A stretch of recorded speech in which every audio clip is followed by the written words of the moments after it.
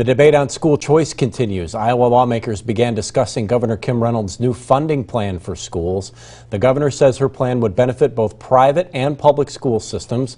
Families that choose to send their kids to private schools would apply for an education savings account worth over just over $7,500. The public school district where the student would have attended would get $1,200 from that money. Today, the Senate Education Subcommittee heard from those for and opposed to the governor's plan. What Governor Reynolds didn't say was that private schools have the choice in which students they accept and which students they will not.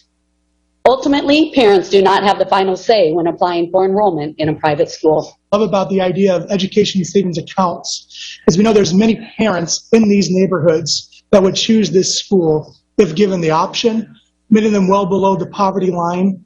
So we're thankful just the many years the legislature has brought this forward. Thankful that you're bringing it forward this year, and that's why we're in support of the bill. There's a public hearing at the State House next Tuesday, January 17th at 5 o'clock, and we'll stay on this story for you. All right, keeping our kids safe at school, the focus of an event at North Scott High School this morning. Iowa Senator Johnny Erst, Eldridge Police Chief Joe Sisler, and North Scott School District Superintendent Joe Studding all meeting, and they discussed funding needed to help keep schools and students safe.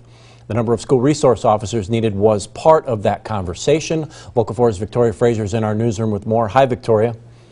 That's right, Eric. School safety was one of the many topics touched on in a meeting with Senator Ernst, school officials, and the Eldridge Police Chief. In an ideal circumstance, Chief Sisler would prefer to have multiple school resource officers throughout the district for safety of students and faculty. As of now, there is only one school resource officer that responds to 7 schools in the district until funding is accessible. For now, North Scott High School has installed Halo systems into all of the bathrooms.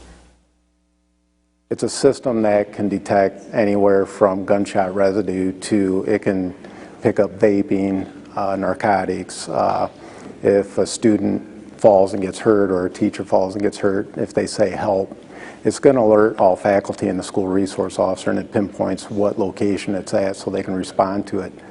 Senator Ernst says while there are a number of grant opportunities made available by the Department of Justice, funding has to be dispersed continuously, especially for smaller police departments. Live in the newsroom, Victoria Fraser, Local 4 News. All right, thank you, Victoria.